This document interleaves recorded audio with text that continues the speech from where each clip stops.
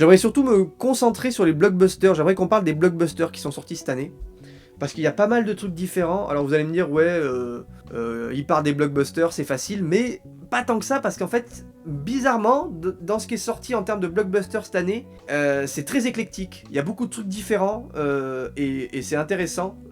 Pour moi, c'est intéressant d'axer le cinéma de 2025 sur les blockbusters qui sont sortis. Donc moi, je vais plutôt parler de ça. Après, évidemment, vous, si vous avez des films que vous voulez citer, ou si vous avez une cour critique de films à parler, tout ça, vous pouvez évidemment me faire un message sur le live et je le lirai avec plaisir. J'ai vu 35 films en 2025, ah ouais, c'est beaucoup. Bah, moi j'en ai vu beaucoup moins. J'en ai vu une bonne dizaine, pas plus. Enfin, des films, j'en ai vu 200 des films cette année, mais des films sortis en 2025, j'en ai vu une dizaine, quoi. Je trouve les blockbusters cette année se sont plantés. Alors, justement, on va en parler. Et j'aimerais commencer par parler de 3 blockbusters qui ont été les 3 grosses sorties enfin, en tout cas, les sorties de l'été en termes de franchise. Et on va les afficher en même temps. C'est Jurassic World, Les 4 Fantastiques et Superman. Alors il y a eu aussi F1, tout ça, mais on va y arriver. Mais là, on est vraiment sur les 3 films, les 3 blockbusters à franchise qui sont sortis cet été. Donc on a un film Jurassic World qui est le 7ème, je crois. On a un film du MCU, donc Les 4 Fantastiques. Et on a un film DC qui est censé être le début d'un nouvel univers étendu, le DCU, donc mené par James Gunn, qui est Superman. Donc. On va commencer par... Alors j'ai pris des petites notes, hein, bien évidemment, pour pas dire n'importe quoi non plus. On va commencer par Jurassic World vite fait. On va parler des 3 un peu en même temps, mais je vais quand même évoquer un peu les films les uns derrière les autres. Ce que j'ai bien aimé Jurassic World, alors pour moi, globalement, Jurassic World, c'est le moins pire des 3. Là voilà, si vous voulez un petit peu mon avis global. Sur les 3 que je vous ai affichés là, Jurassic World, pour moi, c'est le moins pire des 3. Pour plein de raisons. Déjà, je trouve qu'il y a Gareth Edwards derrière la caméra, et Gareth Edwards, qui est le réalisateur de Rogue One, de Godzilla 2015, merde, qu'est-ce qu'il a réalisé aussi, ce con, le film avec le fils Washington, là, j'ai oublié le nom, mais qui est super aussi, qui est d'ailleurs un blockbuster complètement isolé des franchises actuelles. Et je trouve qu'il arrive à vraiment bien mettre en scène le bestiaire, c'est assez spectaculaire. Il y a des beaux moments dans le film, je trouve. Il arrive à vraiment iconiser les animaux. Il y a une scène avec le T-Rex et un bateau qui est super. Il y a une scène aussi avec un autre bateau qui coule, qui est bien fichu. Il y a pas mal de trucs, je trouve, qui sont bien dans le film. Le casting est de qualité. Scarlett Johansson, Mahershala Ali, par exemple, qui jouent leur personnage à merveille. The Creator, exactement. Bien vu. Pas fou ce Jurassic World. Bah, pas fou, objectivement pas fou. Mais si je le compare aux 2 autres, en fait, je trouve que c'est le moins pire des 3. Et je trouve qu'il a au moins des choses à amener, en fait. On va dire que dans sa globalité, le film est moyen. Le film prend pas de risques. Il est inoffensif, il est très inégal. Et il est très inégal justement parce qu'il va amener des scènes qui sont assez spectaculaires, je trouve, par moments. Et à côté de ça, il va amener des trucs horribles, c'est-à-dire certains développements de personnages, un décor global qui fait ultra fake, je trouve. On retrouve pas, moi, je trouve qu'on retrouve pas vraiment vraiment la dangerosité de la forêt, c'est-à-dire que tout paraît, on dirait une forêt dans King Kong, quoi. Les décors, les hautes herbes, tout paraît hyper faux, les montagnes, ça fait hyper fake et c'est dommage. Mais il y a quand même des qualités au film, comme je l'ai cité tout à l'heure. Il y a la bande-son qui est pour moi la grosse qualité du film. Alors évidemment, la bande-son, c'est une reprise de John Williams, donc évidemment que c'est facile, mais voilà, quand il revoit les espèces de dinosaures à long cou, là, les herbivores dans les hautes herbes, où il te balance la méga musique de John Williams, évidemment qu'au cinéma, ça te prend un peu, quoi. T'es là, tu te dis, ok, ça fonctionne. Donc en fait, le film, en l'état, il est moyen. Ça, c'est clair. Mais, franchement, pour ce qu'il est, et pour ce qu'il nous vend, je trouve qu'au moins, il est pas malhonnête, quoi. Il nous donne ce qu'on est venu voir, et ça me convient très bien, pour le coup. Évidemment il y a un seul film qui a révolutionné le blockbuster, c'est Jurassic Park. C'est impossible qu'un autre épisode de cette franchise le fasse, c'est inconcevable. Donc du coup, par rapport à ce qu'est aujourd'hui la franchise, je trouve que le film est pas horrible. Oui, Diplodocus, oui. Tous les noms de dinosaures, allez-y si vous avez Si vous avez cette culture-là, n'hésitez pas à l'étaler dans le chat et à me donner tous les noms de dinosaures, bien entendu, je vous en prie. Donc du coup, vous dites quoi, vous, sur Jurassic Park? Enfin, Jurassic World, du coup, évidemment. Renaissance. Perso, j'ai pas aimé Jurassic World, je l'ai trouvé plat et sans âme. Ouais, c'est plat, c'est sûr que c'est plat. Sans âme, je dirais pas ça, parce qu'il y a une envie, quand même, de Gareth Edwards, encore une fois, d'aller chercher une mise en scène sur certains moments qui est un peu originale. Je veux dire, pour moi, franchement, la scène du T-Rex avec le bateau gonflable, moi, pour le coup, elle m'a vraiment pris au trip, quoi. Je l'ai trouvé super bien fichu. Et il y a des petits moments comme ça, des petits moments intéressants dans le film, et malheureusement qui sont pris à part de l'histoire, et c'est ce qui est dommage, mais il y a quand même des moments à sauver, je trouve, dans le film. Mon plus gros coup de cœur en blockbuster, c'est Thunderbolt, car le film m'a fait un bien fou. Ça traite de la solitude, et moi qui vis la solitude, j'ai beaucoup d'amis, j'ai perdu mon grand-père, j'ai pas beaucoup d'amis, j'ai perdu mon grand-père, même si le film a 100 000 défauts, c'est le film qui m'a le plus ému, qui m'a redonné un peu d'espoir, et qui m'a fait du bien. Écoute, c'est super à lire, franchement, c'est à ça que sert le cinéma. Si le film t'a touché à ce point-là, bah c'est super. Moi, j'ai pas vu encore Thunderbolt, je t'avoue, donc c'est prévu, mais j'ai pas encore vu le film. Mais s'il t'a touché à ce point, c'est le principal, et c'est que le film t'appartient pour ce qu'il est, et c'est ça le principal, évidemment. Entre les trois, mon préféré, c'est les 4 Fantastiques. Bon, on va y venir aux 4 Fantastiques, justement, c'est le prochain.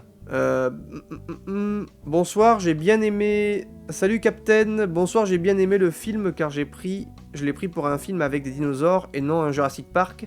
L'absence de fanservice à outrance a joué aussi. Il y a quand même pas mal de fanservice, on va pas se mentir non plus, la musique de John Williams déjà, mais oui c'est vrai que globalement on n'est pas sur des easter eggs à la con, mais bon, on est toujours sur un aspect très fanservice, ça c'est pour le coup, on peut pas l'enlever, mais et on va dire qu'il est moins putassier quoi. Ouais, l'histoire est pas ouf, mais Scarlett joue pas très bien dedans. Ah ouais? Oh, elle m'a pas choqué plus que ça, pour le coup. Je la trouve beaucoup plus convaincante que dans Black Widow, par exemple, où c'est censé être son personnage, quoi. Visuellement, Jurassic World Renaissance est génial, généreux et grandiose, mais le scénario n'est pas terrible. Ouais, c'est ça, tout à fait, c'est un peu ça. Alors, j'irai pas jusqu'à grandiose visuellement, mais il apporte des trucs intéressants par moment, quoi. Mais du coup, maintenant, on va venir aux 4 Fantastiques. Alors, les 4 Fantastiques, c'est un autre film qui sort à la même période à peu près. Et là, pour le coup, le film m'a un peu plus laissé de marbre. Pourtant, visuellement, il est quand même séduisant sur cette esthétique très années 60. Il y a un truc qui fait que le film se démarque visuellement, ça on peut pas lui enlever. C'est super intéressant de cet aspect-là, pour le coup, et ça dénote des autres films du MCU, même si on a encore cet étalonnage horrible là, où j'ai l'impression qu'il y a un filtre blanc dessus toujours, il y a plus de contraste dans les films du MCU, c'est quand même abusé. Le seul film du MCU, enfin le dernier film en date du MCU où il y a un peu de contraste, c'est Les Éternels, et encore, par moments, c'est pas dingue quoi, mais ouais, les 4 Fantastiques, rapidement, pour en revenir rapidement dessus, je trouve que visuellement, effectivement, il y a un aspect rétro qui est très plaisant. Mais il y a les scènes d'action aussi qui sont intéressantes. Je trouve que le fait de faire venir Galactus en grand méchant, c'est quand même... Visuellement, ça apporte des choses. Quand il arrive à la fin à Manhattan et tout, ça a quand même de la gueule, même s'il faut le voir dans les bonnes conditions, en IMAX, tout ça. Mais pour le coup, je trouve que ça amène quelque chose visuellement de différent, et ça c'est plutôt cool, même s'il est un peu débile le personnage dans le film. Mais après le film est trop prévisible dans plein d'aspects, je trouve que toute cette histoire autour du bébé est un peu tirée par les cheveux. Je trouve que l'équipe est pas super, enfin je sais pas, le casting me plaît pas trop. J'aime bien le casting indépendamment, mais je trouve qu'ensemble ils fonctionnent pas vraiment. Pedro Pascal, je vous avoue, pour moi, pourtant j'adore Pedro Pascal, mais là pour le coup, dans ce rôle-là, ils sont complètement à côté de la plaque, je trouve. Il va pas du tout avec le personnage, ça fonctionne pas du tout. Il y a pas beaucoup d'alchimie, je trouve, dans ce groupe-là, je trouve ça un peu dommage. Et paradoxalement, c'est peut-être le décor très 60s et en même temps qui rend un peu fake tout cet univers qui fait que peut-être on y croit un peu moins, quoi. Mais ouais, du coup, il y a ce truc-là qui fonctionne moins, et puis il y a cette histoire qui est effectivement, encore une fois, très prévisible et où en fait tout était couru d'avance. Et où je me suis dit, bah ouais, il va se passer ça au bout de 20 minutes de film, quoi. Donc il n'y a pas vraiment d'enjeu, c'est assez plat, c'est assez convenu au final. C'est un épisode du MCU, c'est un épisode de la big série du MCU, et ça offre ce que c'est censé nous offrir, donc pour le coup il n'y a pas de surprise. Mais je me suis dit, tiens, pourquoi pas, ça fait longtemps que je peux aller voir un film Marvel au cinéma, et finalement, il vaut pas mieux que les autres, quoi. Je trouve, pour le coup. Mais je suis curieux d'avoir votre avis sur les 4 Fantastiques, je sais qu'il a quand même plu à beaucoup de monde, pour le coup... Les 4 Fantastiques, je l'ai vu en IMAX 3D, c'était très cool, surtout avec Galactus, ça marche très bien. Non mais ouais, franchement... Mais en fait c'est ça, en fait, tu vois, tu l'as très bien résumé, Amo, c'est un joli spectacle à voir au cinéma, dans une espèce de démarche de fête foraine, d'attraction. C'est une attraction, les 4 Fantastiques. On va voir les 4 Fantastiques comme on va payer un manège, quand on y va en 4DX, on y va en IMAX, on va vivre l'expérience d'un truc qui fait badaboum, mais ça s'arrête là, quoi. Et pour ce qu'il est, il est pas mauvais, hein, bien sûr, mais il manque quelque chose pour qu'il soit un peu plus. Bonsoir Johnny, bonsoir le chat, déception pour les 4 Fantastiques, à mon grand regret, Thunderbolt était au-dessus pour moi, je suis d'accord avec toi sur le casting, c'est raté. Thunderbolt, il faut que je le voie, du coup ça je l'ai pas vu, il faudrait que je le voie celui-là, mais... Pedro Pascal, j'aime pas non plus, il fait trop de Pedro Pascal, il y a rien de Red Richards. Ouais, tout à fait. Bah, en fait, Pedro Pascal, pour le coup, je le trouvais un peu limite dans The Last of Us. Je trouvais qu'il allait pas trop avec le personnage. Je me suis dit, allez, bon, ça peut passer parce que il a quand même la gueule. Dans la saison 2, ça fonctionne très bien pour le coup. Mais là, en Red Richard, ouais, ça fonctionne pas du tout, je trouve. Tu crois que le MCU est définitivement mort? Non, non, je pense pas qu'il soit mort parce qu'en fait, il y a une. En fait, je pense qu'il est mort pour ma génération, c'est-à-dire les trentenaires qui ont en fait connu le MCU en 2008. Et moi, en 2008, j'étais gamin, quoi. Donc, j'ai vu Iron Man. Et du coup, j'ai commencé le MCU ado. Et pour moi, la fin parfaite, c'était Endgame. Ça se terminait très bien. Avec la mort du personnage qui a débuté cet arc-là. Et en fait, après Endgame, je me suis complètement désintéressé naturellement, sans le vouloir, au film du MCU. Parce qu'en fait, quand un film sortait, je suis dit, oh, lui, il m'intéresse pas. Lui il m'intéresse pas, ça m'intéresse pas. Mais en fait, la nouvelle génération a pris la relève, donc les gamins de 19, de 18, 19, 20 ans, même plus jeunes, même les ados, ont pris la relève et sont à fond dans ce nouvel arc du MCU. Donc le multivers, avec Spider-Man, avec Avengers Doomsday, avec tous ces trucs-là. Et je les vois là, voilà, là il y a le... ça me fait rire quand je vois des ados dire je vais payer ma place d'Avatar 3 pour juste aller voir le trailer d'Avengers Doomsday et ressortir. Alors que pour moi c'est aberrant parce que c'est un film de James Cameron et un film de James Cameron c'est un événement. Tu sors pas d'un film de James Cameron en fait. Pour moi, Avatar 3 est censé être beaucoup plus attendu et il est beaucoup plus novateur en termes de créativité que Avengers Doomsday à mon avis, hein, sans l'avoir vu mais je le sais déjà quoi. Donc Avengers Doomsday, il va répondre à un cahier des charges, on le sait, et ça sera très bien, je pense. On va aller le voir au cinéma, j'irai le voir au cinéma, et je pense que ça va être super cool, mais en fait, il va rentrer dans une optique nostalgique qui va aller amener, en fait, il va ramener des personnages, on le sait déjà.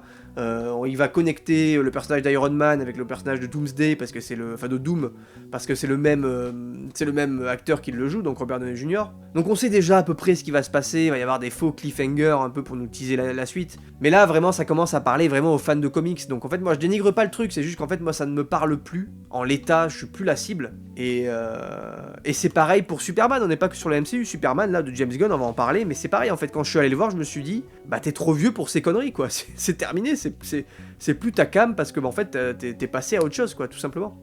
J'ai beaucoup aimé les 4 Fantastiques pour son visuel rétro-futuriste, il y a une bonne alchimie entre les personnages, le personnage de Johnny Storm est moins bof et plus intelligent comparé à la version de Chris Evans, ça je suis d'accord pour le coup, il y a une vraie évolution sur le personnage de Johnny qui est quand même beaucoup mieux que sur le personnage joué par Chris Evans, même s'il garde quand même un certain charme du début des années 2000 on va dire, mais c'est vrai que ça pour le coup il est beaucoup mieux travaillé, beaucoup plus intelligent, il rapporte des choses, donc ça pour le coup c'est bien. Pour moi c'est le meilleur perso d'ailleurs, le personnage de Johnny dans le film c'est le meilleur perso. Mais j'ai le sentiment que le film nous met sur certains aspects par rapport aux bandes annonces, nous ment sur certains aspects par rapport à la bande-annonce et à la deuxième post-générique de Thunderbolt. Oui, parce qu'en fait, il faut savoir que tout le monde est en train de s'extasier sur les teasers de Avengers Doomsday, mais sachez que ce que vous allez voir dans les teasers d'Avengers Doomsday, c'est dur à dire, la moitié de ce que vous allez voir ne sera même pas dans le film. Et vous regardez le teaser de Spider-Man, le teaser de Avengers Infinity War et Endgame, la moitié des scènes ne sont pas dans le film. Donc dans tous les cas, vous allez voir un truc que vous ne verrez pas dans le film, donc...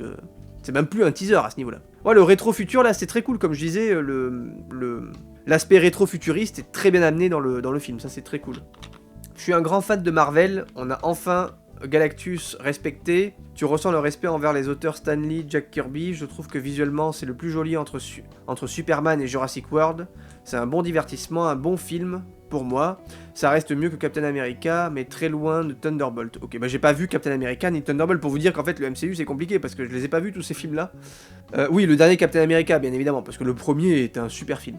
J'ai vu les 4 Fantastiques en IMAX 3D, ça vaut le coup pour ce format visuellement, et Galactus impose physiquement par sa présence dans la planète. Ouais, non, bien sûr, en IMAX c'est super, oui, bien sûr. D'ailleurs, vous voulez savoir s'il y a eu le teaser d'Avengers Doomsday pendant la séance d'Avatar 3 ? Bah, je crois que oui, mais tu peux toujours nous confirmer s'il y était ou pas, bien sûr, s'il y en a qui sont intéressés. Moi, je vous avoue que ça m'est un peu égal, mais tu peux nous le dire, effectivement. Avengers Doomsday, ça va être une super expérience en salle, mais cinématographique, on va être très loin d'Avatar. Ah oui, non, mais bien sûr, non, mais Avatar, on est sur un autre niveau, je pense. Ne serait-ce que visuellement. Hein. Même si apparemment, Marvel aujourd'hui retourne dans cet aspect très... Enfin, ils reviennent dans dans ce désir de tourner dans des décors naturels. On le voit sur les images du tournage de Spider-Man Brand New Day, là, où il va tourner en ville, tout ça, en Écosse. Alors c'est un peu de la com, bien sûr, et apparemment Avengers Doomsday, on est aussi sur ce truc-là, où on efface un peu les fonds verts, où on revient sur un truc, comment dire, plus réel dans les décors. Donc tant mieux, c'est tout à leur honneur, hein. Donc peut-être que ça peut donner un truc beaucoup plus travaillé visuellement, mais encore une fois, tu peux mettre les décors réels que tu veux. Si t'es un mec qui sait pas étalonner le film, si t'as une caméra de merde, bah c'est compliqué, quoi. Nous, ce qu'on veut, c'est du contraste, quoi. C'est ce que je dis dans la vidéo de Spider-Man, on veut du contraste. Voilà, on veut de la couleur, on veut pas des trucs fades, comme dans Superman, par exemple. Comment ne pas être pessimiste face à cette vague de films qui ne sont en fait que des épisodes de séries télé sur grand écran? Oui, tout à fait. Bah oui, c'est le DCU, il rentre là-dedans complètement et c'est compliqué, mais bon, après, il faut suivre, quoi. C'est ça qui est chiant, il faut suivre. T'as pas toujours envie de suivre, quoi. Bref, passons maintenant à Superman. Et donc Superman, on rentre dans le même esprit, hein. C'est-à-dire que moi j'ai pas, en fait, tout simplement, je dis pas que le film est mauvais, mais j'ai tout simplement pas adhéré à la proposition de ce Superman-là. Moi je suis très fan du Superman de Richard Donner déjà, qui est un super film, de 78 je crois, avec Marlon Brando, Christopher Reeves, voilà, tous ces acteurs légendaires. J'aime énormément le Man of Steel merde, comment il s'appelle ce con, de Snyder. Je trouve qu'il sait amener ce qu'est Superman, vraiment, ce qu'il est en tant qu'être humain, en tant que super-héros, en tant que divinité, en tant que symbole. Je trouve qu'il l'amène super bien dans Man of Steel.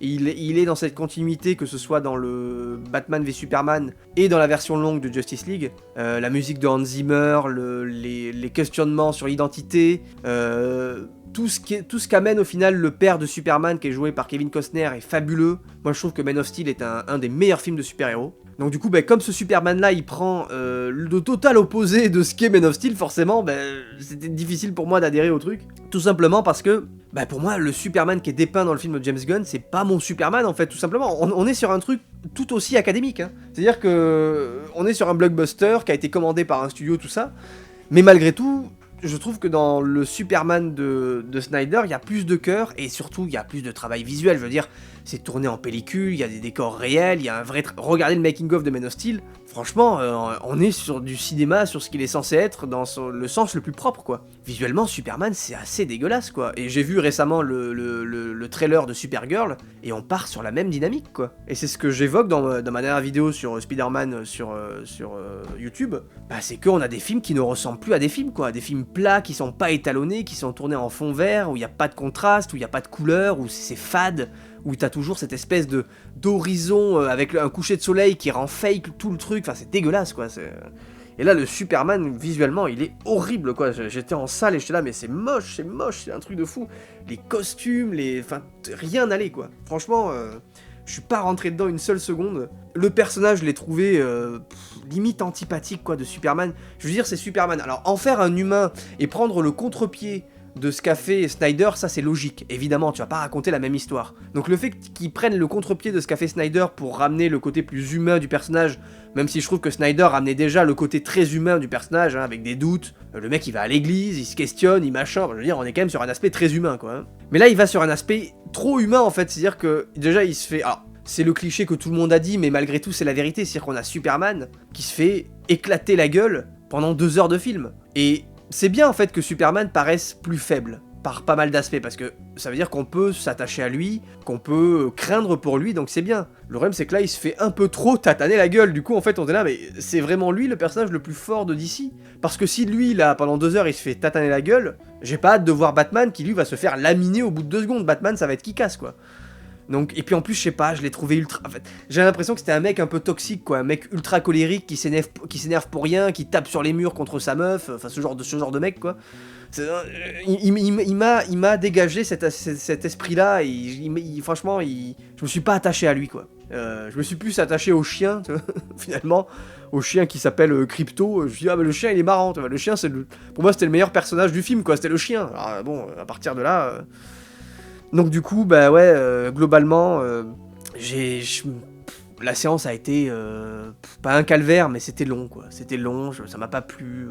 Et donc je me suis dit, en fait, le DCU, c'est pas pour moi. Le DCU, c'est pas pour moi. Moi, ce que j'attends, c'est Batman partie 2, là, de Matt Reeves, où il y a vraiment un aspect visuel qui est présent, où il y a un parti pris scénaristique, où il y a un travail sur la lumière, sur les décors, sur les costumes. Là, bon...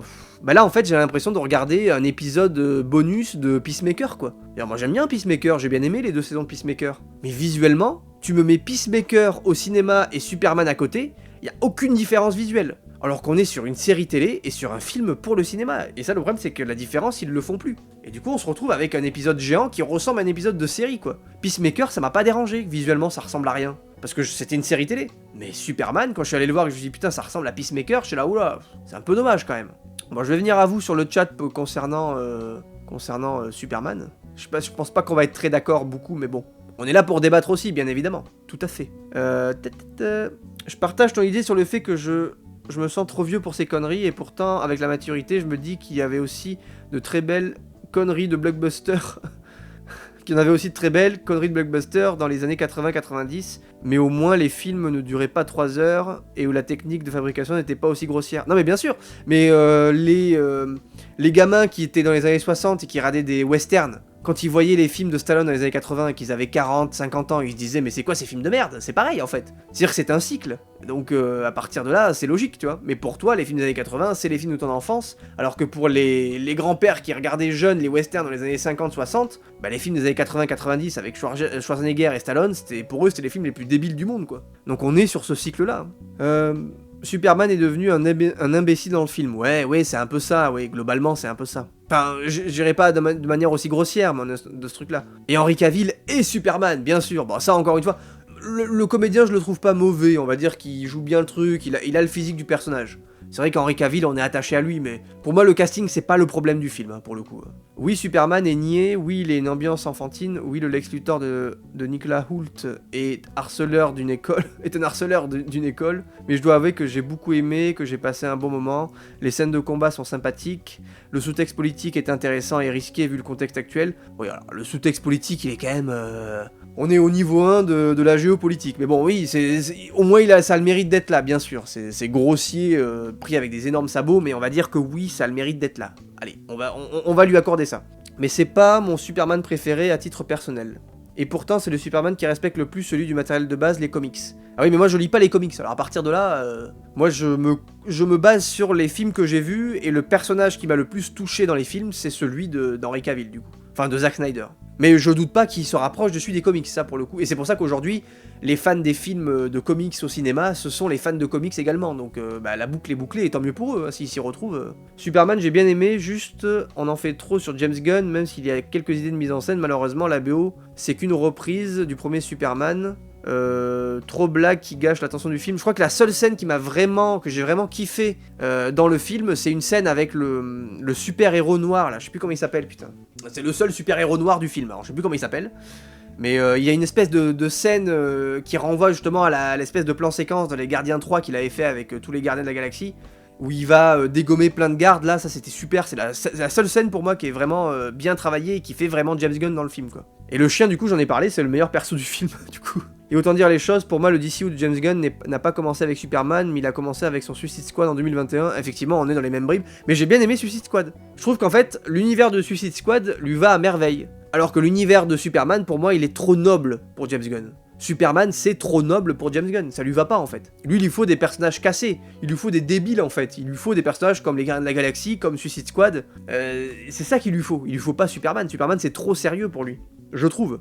Alors c'est pour ça que quand j'ai vu la série télé V pour Vendetta, produite par James Gunn, on en a déjà parlé, mais j'étais en mode, oula, là, je suis pas sûr de ce que ça va donner, quoi. DC recommence avec Gunn, ce qu'il avait fait avec Whedon, on prend le gars du camp d'en face pour faire du Marvel. Alors, je suis pas d'accord, parce que, pour le coup, on va dire que ce qu'ils ont pour eux, là, DC, c'est que James Gunn, c'est le patron de DC, du DCU, c'est le patron de la branche DC, et c'est lui qui supervise le DC Universe. Donc que ça nous plaise ou que ça nous plaise pas, au moins on aura une vision globale, cohérente, d'un seul auteur. Et ça c'est ce qui manquait au DCU, c'est ce qui manquait aussi à Spider-Man, et c'est ce qui manquait également à Star Wars. Là au moins l'avantage du truc c'est que on va avoir une vision cohérente et globale d'un seul auteur, donc James Gunn. Malheureusement s'il dit le premier épisode, on n'est pas dedans, et c'est sûr que le reste ça va être compliqué. Mais au moins ils ont cet avantage là, quoi. J'espère qu'il sera dégagé lors du rachat, ouais carrément. En fait je préfère... vu les gens qui réalisent sur Netflix, bon... Vaut mieux que ce soit James Gunn à la limite. Hein. Mister Terrific, tout à fait, merci. Bah, Mister Terrific, la scène avec Mister Terrific, l'espèce de plan séquence, je sais pas si vous l'avez dans le camp là, où ça tourne, la caméra tourne autour de lui, ça c'était super. Ça c'était une super scène. Là je me suis dit ouais ça c'est cool. Mais les autres, il y a que ça qui m'a marqué dans le film. Hein. Pour le coup, le reste j'ai un peu oublié quoi. Donc voilà, pour ce qui est de Superman et de ces 3 blockbusters de l'été, qui globalement étaient quand même assez décevants. On va pas se mentir. Que ce soit les 3 là, je veux dire, pour moi le moins pire c'est Jurassic World, mais voilà. Globalement, les 3 étaient quand même assez décevants. Donc, et du coup, on va passer à de quoi on va passer. On va continuer avec les blockbusters du coup parce que c'est un peu le thème de ce truc-là. Et on va continuer justement avec 2 blockbusters qui sont aussi sortis cet été, mais qui ont amené une approche différente, qui ont amené une manière de faire du cinéma différent. Et on va parler de F1 et de Mission Impossible The Last Reckoning. Je crois que c'est comme ça qu'on appelle le film. Hein. Et on va commencer par F1 du coup. Donc on va enlever ces petites affichettes là. Tac. Donc F1 le film. J'ai bien aimé F1 le film. Alors je m'attendais quand même à mieux. Mais là pour le coup je suis comme les lecteurs de comics devant les films de comics. C'est que j'ai été biaisé parce que je regarde la F1. Donc je sais comment fonctionne la F1. Et à cause de ça, malheureusement, je suis un peu sorti du truc, alors que je déteste ça, pourtant, me comparer un film au matériau d'origine, c'est un truc que j'aime pas faire, mais là, inconsciemment, mon subconscient n'a pas pu s'empêcher de rire et de sortir du film à certains moments de course, où je suis là, mais n'importe quoi, c'est quoi cette affaire? Qu'est-ce qu'il fait? C'est pas possible de faire ça. Mais pourtant, c'est quand même globalement un film qui est super intéressant. Moi, je suis un grand fan des films de course. J'ai adoré Le Mans 66, Rush... Même Gran Turismo que je suis allé voir au cinéma, c'était super. J'aime beaucoup les films de course en général, donc, et j'aime beaucoup la F1, donc à partir de là, le film ne pouvait que me plaire. Mais ce que j'aime avec F1, c'est que déjà tu prends du plaisir à suivre les courses. Il faut savoir qu'ils ont tourné les scènes pendant des Grands Prix, donc ils ont récupéré les cams sur les différentes F1 des coureurs. Ils ont parfois utilisé leur voiture sur le circuit avec les autres voitures. Ensuite, ils ont rajouté les voitures en CGI pendant les courses, parce qu'évidemment, il n'y avait pas les voitures d'Apex GP pendant les Grands Prix, parce que c'était trop dangereux, bien sûr, mais ils se sont greffés aux courses avec des CGI, en amenant ça via des décors réels, donc visuellement, c'est hyper bien fait, c'est très novateur. La manière de filmer les courses, elle est superbe. Je veux dire, je l'ai vu en IMAX, c'était un vrai plaisir. Même la scène d'intro, là, où il est sur le Daytona 500, je crois, donc c'est des voitures qui tournent en rond, là, aux États-Unis. Pareil, la scène d'intro est superbe. Le perso de Brad Pitt, bon, il est un peu incohérent, parce que bon, le mec, il a 57 ans, il est pas censé du tout courir en F1, mais pourquoi pas, à la limite, il passe bien, quoi. J'aurais vu quand même un acteur plus jeune, moi, j'aurais vu un Glenn Powell ou un mec comme ça aurait été plus pertinent. L'acteur aussi qui joue son espèce d'apprenti, là aussi, il est super, donc globalement, le casting est très bien, les scènes de course, c'est vraiment la plus-value du film. Le souci, c'est que le scénario autour de ces scènes de course, il est inintéressant au possible, quoi, et extrêmement long. Ils ont mis une espèce de romance avec Brad Pitt et une des meufs qui travaille dans l'écurie, tout ça. Ça, pour moi, c'est trop long. Le film est hyper long, et il entre dans la catégorie des films des films d'aujourd'hui, des blockbusters d'aujourd'hui qui sont incapables de faire des films en 1h40, quoi. Il faut que ça dure 2h10, 2h20, 2h30, mais on veut pas de 2h30 de F1 le film. Mettez-nous les scènes de course, et entre les scènes de course, vous nous mettez 10 minutes de développement, et ça s'arrête là, quoi. On n'est pas là pour voir ça. Et c'est un peu ce qui m'a sorti du film, je trouve. Les scènes de course sont un chouille incohérentes par rapport à ce qu'est la F1, mais bon, malgré tout, c'est tellement bien filmé, et c'est tellement immersif que ça passe. Et entre les scènes de course, il y a cette espèce de romance et de rivalité entre les deux pilotes qui est longue, qui est intéressante, qu'il faut mettre en place, hein, évidemment, mais qui est trop longue. On s'en fout. Des fois, on reste une demi-heure avec les persos, avec cette histoire d'amour, là. Je sais qu'il y a une scène... À un moment, il y a une scène interminable à Las Vegas, je suis là, mais on s'en fout, passer à la course. Je suis là, mais je veux voir la course à Las Vegas, moi, je veux pas vous voir parler, là, ça m'intéresse pas. Donc ouais, il y a cette espèce d'envie aujourd'hui de vouloir complexifier les blockbusters plus que ce qu'on a besoin, au final. Alors qu'on n'a pas besoin d'une histoire aussi complexe, nous, on veut voir des courses, quoi. Après, la musique de Hans Zimmer, elle est superbe sur le film. Hans Zimmer qui avait déjà, d'ailleurs, travaillé sur un film de course de F1, qui était Rush, sorti en 2013 et qui était réalisé par Ron Howard. Et je trouve qu'on parle pas assez de la BO de Rush de Hans Zimmer, mais je vous conseille d'aller écouter... Attendez, je vais vous dire le titre exact. Moi je l'écoute tout le temps, cette musique elle est incroyable. Rush, il faut écouter la musique qui s'appelle Lost But One. Donc de la BO de Rush composée par Hans Zimmer, c'est une folie. C'est vraiment, la BO de Hans Zimmer sur Rush, elle est fabuleuse. Celle sur F1, elle est moins bien, elle est superbe aussi, mais elle est moins bien. Mais il a le mérite d'être là, il fait un truc intéressant dessus. Mais voilà, globalement F1 c'était quand même un film cool à voir au cinéma. Je vais le revoir je pense, là dans pas longtemps, pour vraiment me redonner une idée sur le film. Mais déjà on est sur un truc, une proposition plus originale et plus intéressante que les 3 précédents films qu'on a vus, donc Jurassic World et toutes ces conneries là. On a une proposition qui vaut le coup au moins d'aller voir un film, et on est sur un blockbuster estival dans le vrai sens du terme, avec de l'action réellement qui est travaillée, avec un réalisateur... J'ai plus le nom de réalisateur, je sais que c'est celui qui a réalisé Top Gun Maverick, Oblivion, tout ça, qui est un super réalisateur. Donc on est sur un truc qui est intéressant, moi j'ai bien aimé à la fin le film, c'est pas mon film préféré de l'année mais il est plutôt cool. Et du coup je vais un petit peu voir ce que vous avez pensé de tout ça dans le chat, par rapport à F1 le film. Je suis resté sur ma faim, bien vu Amo. Jolie blague, qui reste dans la continuité des blagues, il faut que tu nous fasses une blague comme ça par live, attention. Brad Pitt à 62 ans a un physique toujours aussi incroyable. Ah non mais bien sûr, mais c'est pour ça qu'on peut y croire du coup, qu'on se dit bah c'est un mec de 50 piges qui est pilote de F1, non bah putain moi si à 62 ans je ressemble à ça, déjà si à 62 ans je suis toujours en vie c'est super, mais si en plus je ressemble à ça, alors là, au moins physiquement je veux dire en termes de corps, parce que de visage, bah, le mec il a été béni par les dieux, mais effectivement il est super en forme, ça pour le coup y a rien à dire. Hein. F1 est une claque cinématographique, auditive et visuelle. J'ai adoré la mise en scène et le travail de son dans les films sont tout aussi intenses. J'ai vu en IMAX 3D aussi, et quel plaisir. Tu l'as vu en 3D? Sorti en 3D ça? Parce que moi je l'ai pas vu en 3D, je l'ai vu en IMAX normal. Et quel plaisir aussi de voir un nouveau film Apple TV en salle. Ah bah oui, heureusement qu'il est sorti en salle. Et d'ailleurs il est disponible sur Apple TV depuis le 12 là je crois. Donc ouais. F1 je l'ai acheté en VOD, mais je m'en fous de la F1, j'ai adoré, alors... Ah oui, y a pas besoin d'avoir vu pas besoin de connaître la F1, ni d'aimer la F1 pour aimer le film. Ça c'est plutôt cool pour le coup, et c'est intéressant. Ils ont fait un film pour tout le monde, et c'est plutôt bien. Alors certes, c'est un Top Gun Maverick version F1, mais la musique était vraiment cool, j'ai adoré Damson Idris, tout comme Avatar, c'est une expérience à voir en salle, tout à fait. En vrai, F1 a plus misé sur la réalisation et le travail du son que sur le scénario. Oui, mais au moins, à la différence des 3 autres films, où il n'y avait ni de travail visuel, ni de travail de scénario, là au moins il y a un travail visuel, donc au moins on en a pour notre argent quoi. Moi ça m'a pas dérangé 2h30, ouais moi en tout cas en salle ça m'a dérangé, faudrait que je le revoie pour voir, mais je me suis dit putain ça me saoule les entre... En fait c'était, il y a une course, il y a un petit moment de romance, il y a une course, il y a un petit moment de romance et de dispute, il y a une course, et le film est construit comme ça, et t'es là en fait t'attends à chaque fois la prochaine course quoi, donc je me suis fait chier.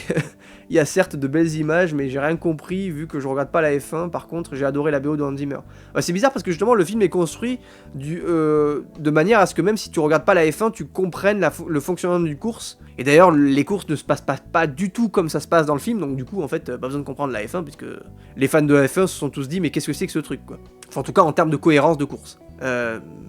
Joseph Kosinski, tout à fait, exactement, le réalisateur de Tron l'héritage aussi que j'adore, de Oblivion, de Top Gun Maverick, enfin le mec il fait des sans fautes, c'est un des grands réalisateurs de blockbuster actuels je trouve, et pour l'instant il fait des trucs incroyables. Les productions Apple TV sont superbes, on a eu le dernier Scorsese, on a eu Napoléon aussi qui est sorti en version longue, en version cinéma au cinéma et en version longue sur Apple TV, donc en plus il y a une espèce de plus-value d'avoir le film sur Apple TV parce qu'en plus t'as le droit à la version longue sur Apple TV mais au moins tu peux jouir du film au cinéma, donc ça c'est bien. D'ailleurs c'est à cause du film que j'ai acheté le jeu F1 avec son DLC et ces arnaqueurs, j'ai pas pu faire une carrière avec l'écurie du film, les bâtards. 10€ en l'air, les salopards. Bah après le jeu est bien quand même, le jeu F1 est sympa. Donc voilà pour ce qui est de F1. Mission Impossible 8. Je vais essayer de parler moins vite et de parler moins longtemps et de faire des pauses parce que sinon je commence à avoir des vertiges là à force de parler. Donc à force de déblatérer là, ça tourne un peu. Donc je vais vous laisser un petit peu me dire ce que vous pensez du film et comme ça je vais vous lire un petit peu et moi je vous donnerai après mon avis. Mission Impossible 8. J'espère que ce sera le dernier. Il est temps d'arrêter Mission Impossible, nous dit Rêvecœur. Y a que moi qui a aimé Mission Impossible 8, nous dit Lucas. Peut-être, peut-être pas. Ce dernier Mission Impossible est le film de trop. Ah oui, carrément. Carrément. À part 2 cascades, j'ai l'impression qu'il n'y en avait aucune autre, et ce film est oubliable, tout comme Mission Impossible Dead Reckoning partie 1. Personnellement, j'aurais préféré que ça s'arrête à Fallout. Ouais. Que ça s'arrête, peut-être pas, mais... je suis plus ou moins d'accord, avec un peu plus de nuances, je vais dire. Déjà, je trouve que le film il commence hyper bizarrement. Je sais pas si vous vous souvenez du début, mais la première demi-heure, c'est une espèce de mash-up, de montage, d'explication sur ce qui s'est passé dans le film précédent, sur qui est l'IA, donc parce que le méchant dans le film c'est une IA, tout ça. Donc le film il commence, tu comprends rien, t'es là, mais c'est quoi ce truc, ça va à 200 à l'heure et d'un coup, bam, au bout d'une demi-heure, le film se calme, commence à prendre un rythme de croisière et t'es là, mais what the fuck, c'est quoi ce début de film trop bizarre? Encore une fois, on est sur un film qui dure 3 heures, quoi, et t'es là, et c'est le même principe que F1 le film, tu vois. T'es là, mais 3 heures pour ça, les gars, mais c'est trop long, c'est trop long, quoi. Ça vaut clairement pas 3 heures, vraiment pas. Pourtant, je me suis pas ennuyé devant, hein. Mais c'est pas un film où t'as besoin de 3 heures de temps. Et quand tu vois comment en plus il est monté, il est rushé, il est raconté de manière bizarre, t'es là, putain, mais en fait, t'aurais pu vraiment condenser le truc. Donc c'est un peu compliqué, ouais. Maintenant, s'il y a une scène qui vaut le coup dans le film, et qui valait le coup d'aller le voir au cinéma, c'est la scène du sous-marin, qui est vraiment une leçon de cinéma d'action, je trouve. Quasiment muette, avec une espèce de... Enfin d'action, même pas d'action, au final, c'est du suspense. C'est du pur suspense, quoi. T'es dedans, t'es happé à fond, c'est vraiment... Le film, pour moi, il démarre à partir de là, quoi. Cette scène en milieu de film de sous-marin, là, elle est fabuleuse. La scène aussi, l'espèce de poursuite à la fin en avion, elle est superbe aussi, parce qu'il y a, pareil, il y a une dimension tellement réelle, c'est tellement tangible que t'es dedans à fond. Mais effectivement, à part ces deux scènes-là, le film, il est un peu compliqué, quoi. C'est vrai que pour le coup, c'est... Enfin, l'intrigue globalement est confuse. L'intrigue, globalement, elle est ultra confuse. Il y a trop de passages explicatifs, ça manque de fluidité, du coup, c'est... Ouais, c'est compliqué. Je sais pas pourquoi ils essayent forcément de relier tous les films entre eux, alors que ça alourdit juste l'ensemble, en fait, finalement. Et alors qu'il aurait juste fallu faire un nouveau méchant de la suite précédente et terminer, pas essayer forcément d'aller relier le truc. Ils ont ramené le mec qui travaille à la CIA dans le premier film de 96. Vous savez, c'est le mec où la fameuse scène où Tom Cruise tombe dans la salle avec son élastique là. Il fait tomber un couteau et t'as le mec comme ça qui arrive et qui voit pas le couteau, c'est le mec qui rentre. Et ben lui, ils l'ont fait revenir dans ce film-là pour faire un scientifique, machin. T'es là, oh là, vraiment, ils veulent vraiment tout relier, quoi. C'est un truc de ouf. Mais ouais, c'était... Je suis allé le voir au ciné, j'ai pas passé un mauvais moment, mais je me suis dit, effectivement, ouais, vaut mieux que ça s'arrête là, quoi. Je pense que là, on est bien. Y a pas besoin de faire plus, quoi. En termes de mission impossible, je pense que là, on est nickel, quoi. Vraiment... Alors, qu'est-ce que vous me dites sur le chat? Un peu trop long ce Mission Impossible, ouais, tout à fait. Mission Impossible 8, j'ai bien aimé, j'ai pas ressenti les longueurs, l'histoire est intéressante, visuellement c'est beau. Tom Cruise le roi. Ok, bah écoute, oui, Tom Cruise le roi, bien évidemment, mais... La scène du sous-marin est incroyable. Ah oui, non, mais, ça c'est effectivement fabuleux. Par contre, l'histoire, c'est Terminator avec Tom Cruise, ah bon? Bah, par rapport à quoi? Parce que j'ai pas vu le lien avec Terminator, mais... Sinon, en parlant de Tom Cruise, ils ont sorti l'affiche de son film avec Inaritu. Le titre du film, c'est Digger, et un teaser montrant un personnage, peut-être celui de Tom Cruise, avec une pelle, et le film est qualifié de comédie catastrophe, et il sort le 30 septembre 2026. Bah écoute, merci pour ces infos. Oui, tout à fait, je crois que Tom Cruise, c'est une sorte d'Elon Musk, qui va faire une énorme connerie, qui va mettre le monde un peu dans la merde, et il va essayer de réparer cette connerie, justement. Donc on va être sur une comédie un peu satirique, à mon avis. La mort du méchant, on en parle, je m'en souviens même pas. Si, il se mange un avion, non? C'est un truc comme ça? Il se mange une aile d'avion, c'est pas ça? Je crois que c'est un truc comme ça, ouais. Mais déjà, ce méchant là, le mec là, enfin, même l'acteur et tout, je trouve que ça allait pas du tout, quoi. Même dans la première partie là. D'ailleurs, ça devait s'appeler évidemment The Dead Reckoning partie 2, mais comme la partie 1 a très mal fonctionné, ils ont complètement changé leur démarche et leur approche de teasing. Ce que devrait faire d'ailleurs Kaamelott par exemple. Vu que le premier film a fait 1 million d'entrées, bah, le problème c'est que s'il sort le deuxième en l'appelant volume 2 partie 2, bah, en fait va y avoir moitié moins, donc moi je pense que volume 2 partie 2 de Kaamelott ça va faire 500 000 entrées, quoi. Donc faut mieux pour moi il aurait dû appeler ça Kaamelott et le royaume de l'ogre, Kaamelott et la recherche du Graal, Kaamelott et je sais pas, tu vois, ce genre de truc à la Star Wars, quoi. Et pas mettre des parties 1, partie 2, là où les gens doivent s'engager forcément, enfin c'est compliqué, quoi. Ah oui, par rapport à l'IA, oui, effectivement, par rapport à l'IA qui veut détruire le monde, oui, on est sur Terminator, oui, effectivement. Mais bon, du coup, voilà, Mission Impossible... Ah, oui, pourtant, il est très loin, le chien, mais vous l'avez quand même entendu. Il est pas content, il est jamais content, ce chien. On l'entend. Donc, bah écoutez, voilà, par contre... Donc là, on est quand même sur des blockbusters estivaux, qui sont plus ou moins réussis, qui apportent des choses différentes. Et effectivement, le chien n'a pas aimé Mission Impossible 8, tout à fait. Mais pour moi, ce qui est le blockbuster le plus réussi de l'année, voire peut-être, c'est pas impossible, je sais pas encore, mon film préféré de l'année, c'est pas impossible, mais je pense que c'est celui-là, avec du recul. C'est... D'accord, c'est quoi pour vous? Voilà, dites-moi c'est quoi pour vous, à votre avis, mon film préféré de l'année, et pour moi ce qui est le meilleur blockbuster de l'année. Ok, on a Sinners, Papa Mobile... J'aimerais beaucoup le voir. Bob Bourignon qui fait une entrée fabuleuse en citant Papa Mobile, bravo. Frankenstein, c'est possible. Effectivement, Frankenstein, il est pas loin d'être mon film préféré de l'année, mais Sinners quand même. Sinners d'ailleurs. Ça a été une sacrée expérience. Pour plein d'aspects. Déjà, quand je vais voir Sinner au cinéma, je sais pas de quoi ça parle. J'ai pas vu de bande-annonce, j'ai pas lu de synopsis. Je vois Michael B. Jordan sur l'affiche, je vois Ryan Coogler à la réalisation, je me dis allez on y va. Et du coup j'ai pris le film sans savoir du tout de quoi il parlait. Et du coup ça m'a complètement régalé parce qu'en fait j'ai vraiment vécu le truc avec eux quoi. Et tout ce que le film raconte au début et la manière dont il se transforme en milieu de film en fait, ça aurait pu complètement me sortir du truc parce qu'en plus je savais pas ça le pire. Donc j'aurais pu me dire mais attends mais c'est quoi ce truc, je me casse tu vois.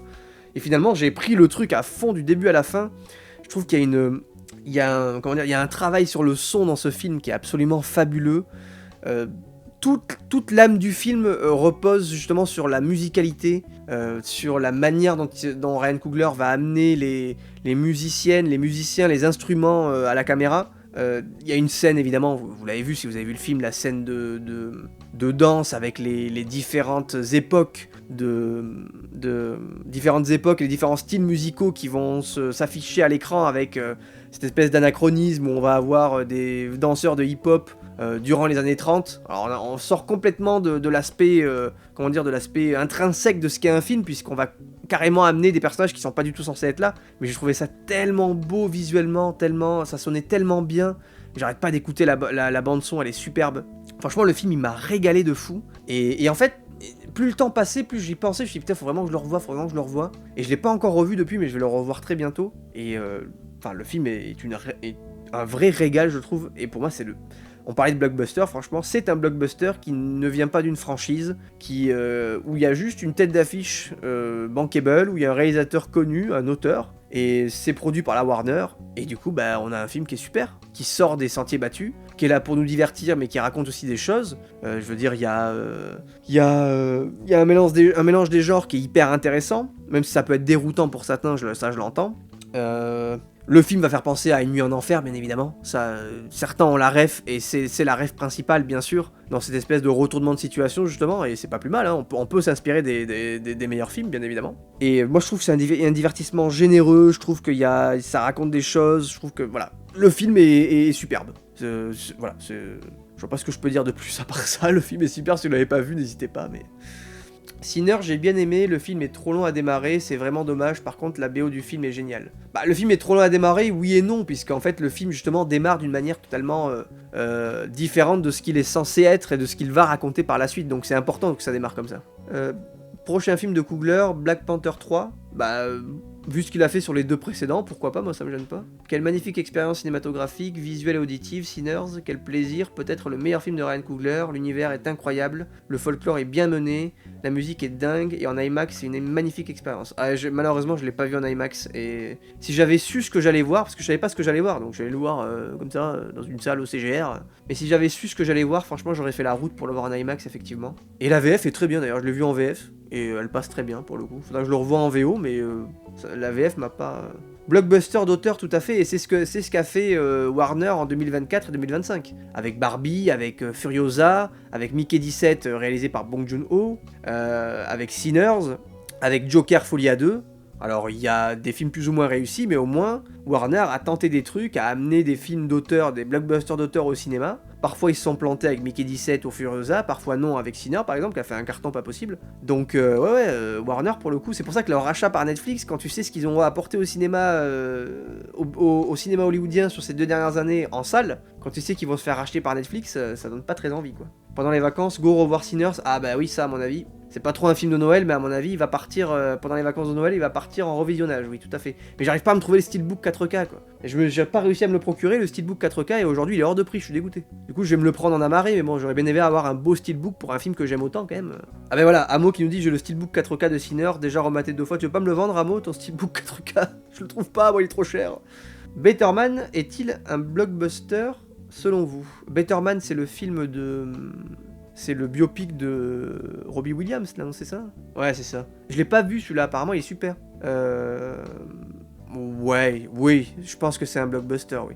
C'est sorti par un studio. C'est c'est la Paramount qui va distribuer ça.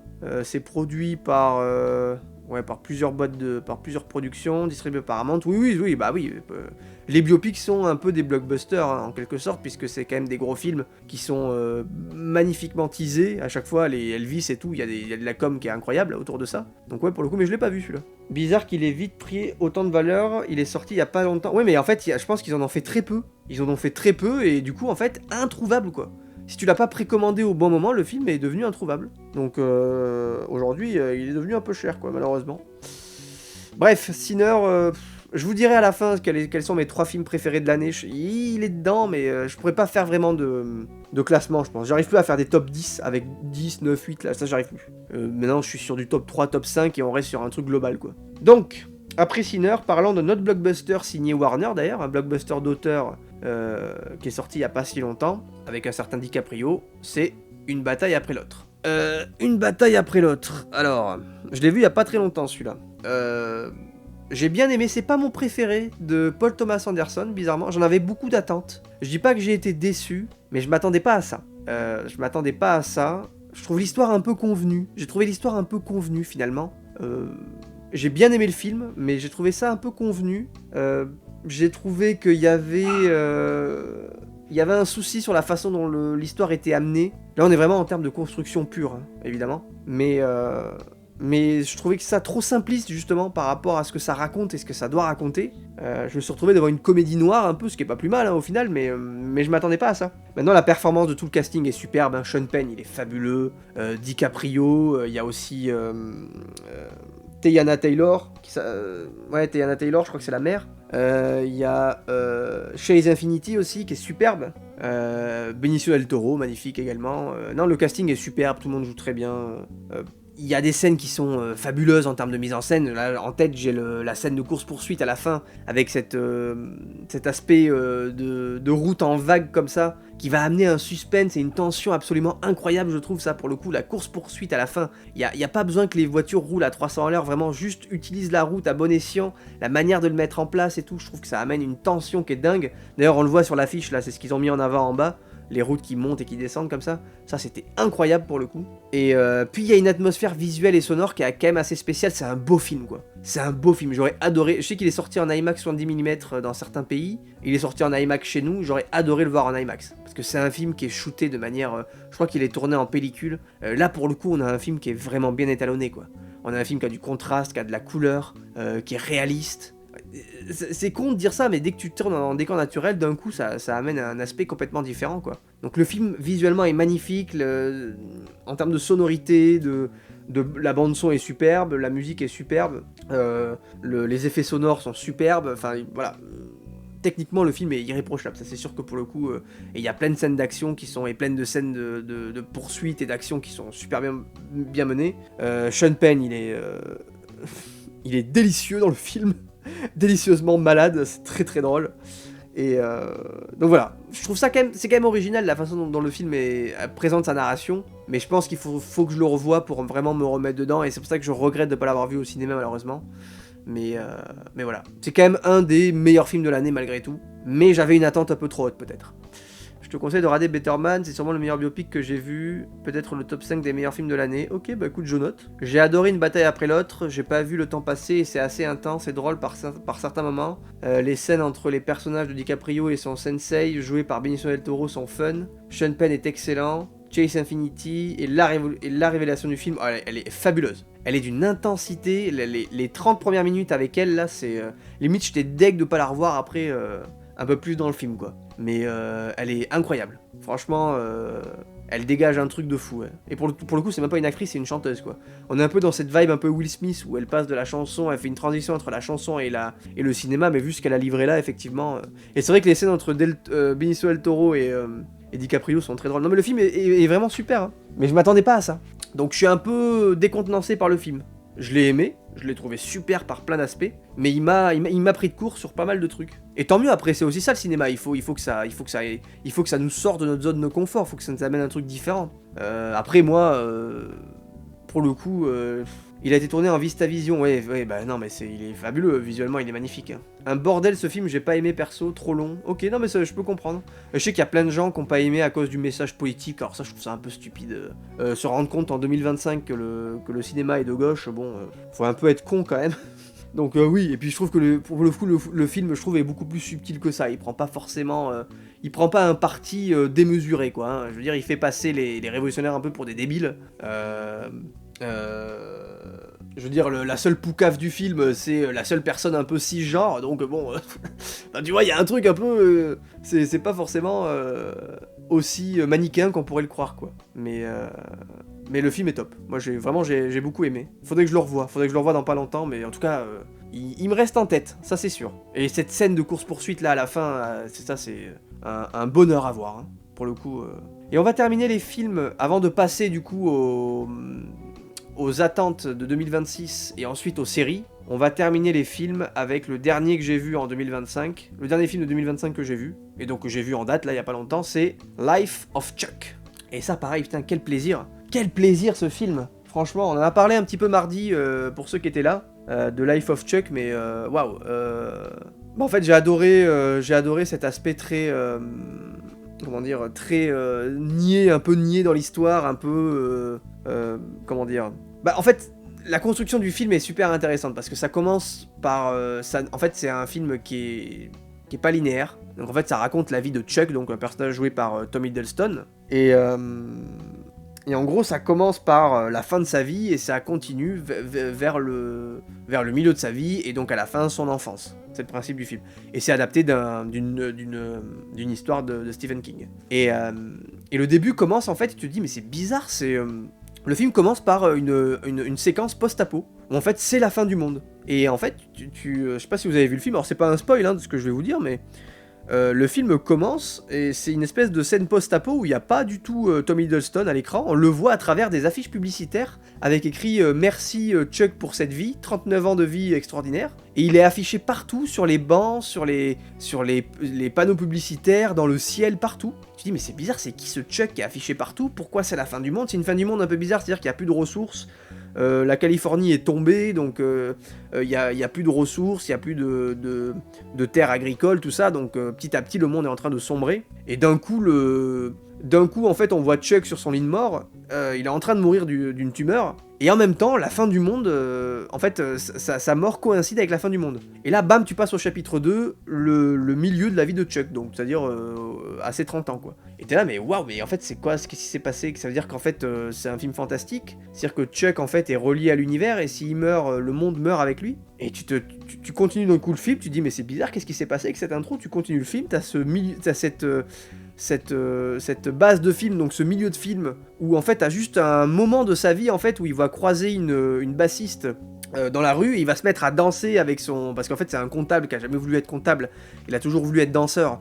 Donc il croise cette meuf là en train de faire de la batterie dans la rue, et il va s'arrêter, poser son porte-document, il va commencer à danser avec des gens, les gens vont s'entourer autour de lui, tout ça. Et il va y avoir cette scène magnifique pendant une demi-heure en fait, où t'as juste un gars en fait qui s'est rendu compte qu'il a gâché sa vie en fait, et qu'il aurait pas dû être comptable, qu'il aurait dû être danseur. Donc t'as ce truc là un peu qui est assez fabuleux je trouve. Et on termine le 3e chapitre du coup avec son enfance, et où là on comprend en fait réellement qui est le gars. Donc pourquoi il dansait en milieu de film, pourquoi il y a eu ce début de film en mode post-apo, et surtout, il y a un aspect quand même fantastique à la fin que je vous révélerai pas si vous avez pas vu le film, mais avec son enfance, du coup le dernier acte du film, on comprend qui est cette personne et pourquoi elle est aussi à la fois ordinaire dans sa façon de vivre et extraordinaire dans sa façon de voir le monde et de voir la vie. Et c'est là qu'en fait tu te rends compte, mais ah ouais, en fait du coup tu te dis, le début du film en fait c'est pas la fin du monde, c'est l'imagination, parce qu'en fait t'as un personnage au début du film qui n'est pas Chuck, mais qui vit dans la maison de Chuck, tout ça, donc c'est trop bizarre. Et en fait, tu te dis, le message du film, ce que raconte le film en introduction, c'est pas que c'est la fin du monde et que c'est Chuck qui amène la fin du monde,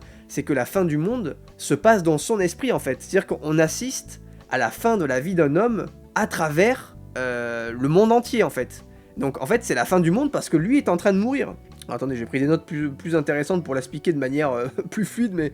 Et en fait, oui, c'est pour ça que son visage est omniprésent sur les affiches, dans les bancs, en fait, parce qu'en fait, c'est dans son esprit que ça se passe, ce truc-là. C'est-à-dire qu'on est dans le monde de Chuck, on est dans son esprit, c'est son monde qui est en train de s'écrouler. Et donc c'est la fin du monde parce que lui est en train de mourir à petit feu. Et en fait, du coup, le monde petit à petit se détériore parce que son esprit, donc sa tumeur, est en train de détériorer son esprit. Et quand il meurt, c'est la fin du monde, quoi. Et tu te dis, putain, mais c'est fou, c'est trop bien fait, en fait, c'est trop bien écrit ce truc-là. Et ça, c'était dingue, en fait. Et en fait, le truc, tu te dis, tant que Chuck existe, la vie existe parce que c'est dans son imagination, quoi. Donc c'est un peu mindfuck, mais il y a cette idée abstraite qui est montée dans le film et qui est super bien amenée, je trouve. Et qui est pas expliqué dès le début, sec. En fait, le film te prend pas pour un con, il te dit pas, en fait, c'est dans l'esprit de machin. Au début, t'es là, en fait, c'est ce qui s'est passé, quoi, tu vois. Et tu cherches par la suite, tu vas attendre un aspect très fantastique du truc. Tu vas te dire, on va nous expliquer la fin du monde et tout, mais pas du tout, en fait. C'est juste la vie banale d'un mec qui imagine la fin du monde dans son esprit, parce qu'en fait, dans son esprit, le monde est en train de partir en couille parce qu'il est en train de mourir, quoi. Donc, l'histoire, c'est de dire comment la vie d'un homme ordinaire a autant de valeur qu'un univers entier, quoi, au final. Et c'est dingue, le film m'a vraiment pris pour ça, je trouvais ça vraiment passionnant comme histoire, pour le coup. Et merci du coup Galad pour ton follow, merci à toi. Donc c'est réalisé par Mike Flanagan du coup, qui est un réalisateur de films de genre généralement, donc là il s'essaye à un truc complètement différent, mais la mise en scène est fabuleuse, voilà la scène de danse en milieu de film elle est superbe. On a donc Tom Hiddleston, on a aussi Mark Hamill, on a plein de comédiens connus, on a... je sais plus qui sont les autres comédiens, mais il y a plein de... Le casting est super, et donc ouais, en fait, le film, il célèbre des petits moments de vie comme ça. Et c'est ça qui est super. C'est ça que j'aime, moi. C'est un film sincère. Un film simple, bien fait, sincère, mais qui amène un truc différent, puisque c'est Stephen King qui l'a écrit, donc on va quand même avoir un aspect un peu fantastique qui est amené. Et franchement, ce truc en 3 actes, là, avec cette fin du monde au début, c'est vraiment super bien amené, quoi. C'est beau, tendre et poétique. The Life of Chuck, j'ai beaucoup aimé. Une douce poésie mélancolique, et ça change de ce que fait habituellement Stephen King. Ouais, totalement. Un de mes films préférés cette année, j'ai beaucoup aimé. Ce film m'a bouleversé, c'est beau, la scène de Matthew Lillard m'a détruite émotionnellement. Pourtant, je suis pas sensible. Un peu comme toi pour Sinners, c'est une claque. J'ai vu Tom Hiddleston à l'affiche, je me suis dit, bon, je vais aller le voir, je suis ressorti choqué. Encore un film qui a une belle scène de danse. Ah ouais, pour le coup, cette année, franchement, ça tourne autour de la danse et de la musicalité, quoi, c'est dingue. Je trouve que pour le coup... Mais ouais, du coup, Life of Chuck, magnifique. Si vous l'avez pas vu, n'hésitez pas, c'est vraiment... Il dure 1h50, donc pour une fois, on a un film pas trop long, et l'histoire est superbe, franchement, ça se suit vraiment magnifiquement. Du coup, j'ai bien envie de m'acheter le Blu-ray de ce truc-là, parce que c'était vraiment cool. Donc voilà, pour les films de 2025. Alors, il y a des films en 2025, il y a d'autres films que j'ai vus, donc j'ai dit Frankenstein et Kaamelott, je les ai traités sur la chaîne secondaire, déjà. Et après, il y a des films que j'ai pas vus en 2025, que j'ai envie de voir. Il y a Évanoui, il y a Sirat, il y a Mémoire d'un escargot, qui est un film d'animation qui a l'air super. Il y a Bugonia aussi, avec Emma Stone, qui est sorti il y a pas longtemps. Running Man ici aussi, qu'il faut que je vois. The Brutalist, qui est dispo sur Canal, avec Adrien Brody aussi, qui dure hyper longtemps aussi, 3h30, il faut que je trouve le temps de le voir. Black Dog également, qui a l'air super. House of Dynamite aussi, qui est un film de Catherine Bigelow, qui est sorti sur Netflix. Et moi j'aime beaucoup Catherine Bigelow. Et il y a Mickey 17 aussi de Bong Joon-ho, que j'ai pas vu, donc voilà, j'ai quand même pas mal de trucs à rattraper en 2025. Mais ça ne serait que tardé, bien évidemment.